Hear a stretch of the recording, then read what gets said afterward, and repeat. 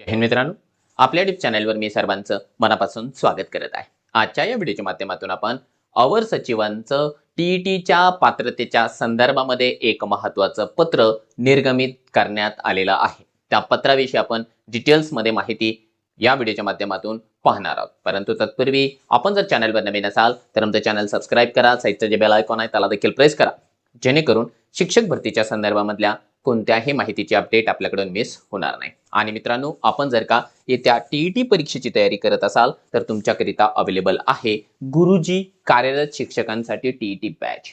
या बॅच मध्ये तुम्हाला सर्व विषयांचे लाईव्ह लेक्चर मिळणारच आहेत। त्याच्यासोबत टीईटीची पीवायक्यू व्हिडिओचं सोल्युशन या ठिकाणी तुमच्याकरिता अवेलेबल आहे।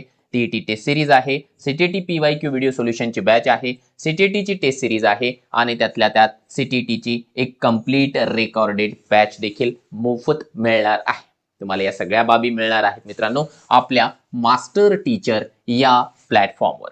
त्याच्यासोबतच जर आपण या ठिकाणी जे आहे आपण प्ले स्टोरवरून मास्टर टीचर हे ॲप डाउनलोड करा। त्याच्यासोबतच तुम्हाला जर का सीटेट परीक्षेची तयारी करायची असेल आणि त्याकरिता जर का तुम्हाला पीवायक्यू सोल्युशन किंवा टेस्ट सिरीज यापैकी काहीही हवं असेल तर ते देखील तुम्हाला या ठिकाणी अवेलेबल करून देण्यात आलेलं आहे। पेपर 1 असेल, पेपर 2 असेल, त्याच्या क्वेश्चन पेपर्स असेल किंवा याच्या पूर्वी 2015 ते 2024च्या दरम्यान झालेल्या ज्या काही प्रश्नपत्रिका आहेत सीटेटच्या त्याचं व्हिडिओ सोल्युशन तुम्हाला अवेलेबल आहे।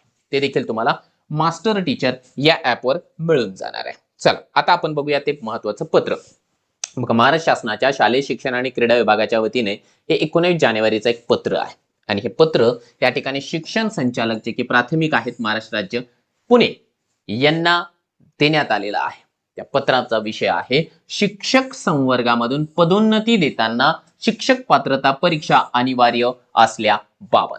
म्हणजे जर आपण शिक्षक आहोत आणि आपल्याला प्रमोशन हवं असेल कोणत्याही बाबतीमध्ये तर त्या प्रमोशन करिता टीईटी कंपल्सरी आहे याबाबतचं हे पत्र आहे। संदर्भामध्ये सिव्हिल अपील जे सुप्रीम कोर्टाचे आहे ती आणि या ठिकाणी शिक्षण संचालकांचं एक महत्त्वाचं पत्र या ठिकाणी दिलेलं आहे। ते पत्र हे दोन त्याचे रेफरन्सेस आहेत। आता यामध्ये त्यांनी काही गोष्टीचा या ठिकाणी खुलासा केलेला आहे, त्या गोष्टी बघूया।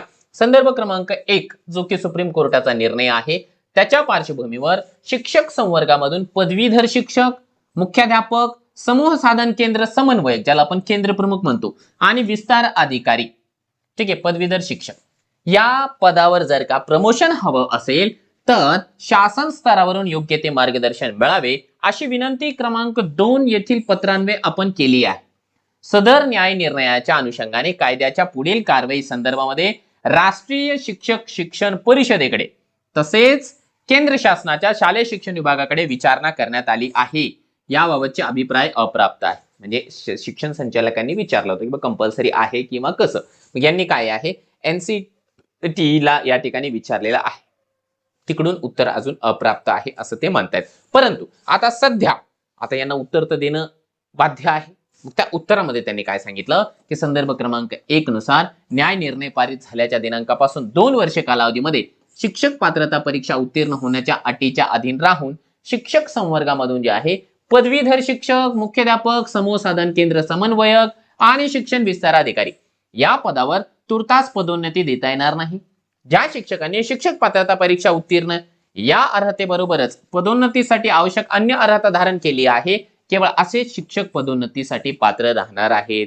म्हणजे काय आहे त्यांनी सांगितले की सुप्रीम कोर्टाचा डिसिजन आहे आणि डिसिजन असल्या कारणाने सध्या त्यांना विदाऊट टीईटी प्रमोशन देता येणार नाही। केंद्र प्रमुखाचं पद असेल या ठिकाणी जे आहे त्याच्यासोबतच मुख्याध्यापक असेल किंवा शिक्षण विस्तार अधिकारी किंवा पदवीधर असेल देता येणार नाही। म्हणजे टीईटी कंपल्सरी आहे। त्यासोबत सदर पत्र विधी व न्याय विभागाच्या अनौपचारिक संदर्भ क्रमांक जो आहे त्या पद्धतीने प्राप्त झालेल्या त्या विभागाच्या अभिप्रायानुसार निर्गमित करण्यात येत आहे। शरद माकणे सरांचं हे पत्र आहे आणि यावरून एक गोष्ट या ठिकाणी सिद्ध झालेली आहे की महाराष्ट्रामध्ये देखील आता टीईटी कंपल्सरी करण्यात आलेली आहे। अगोदरपासून पण होतं परंतु नाही हो ज्या पद्धतीने मार्केटमध्ये चर्चा होत्या त्या चर्चेला आता या पत्रानुसार पूर्णविराम मिळालेला आहे। आपली जर का काही प्रतिक्रिया असेल या नियमाच्या संदर्भामध्ये तर आपण या व्हिडिओच्या खाली कमेंट बॉक्समध्ये नोंदवू शकता।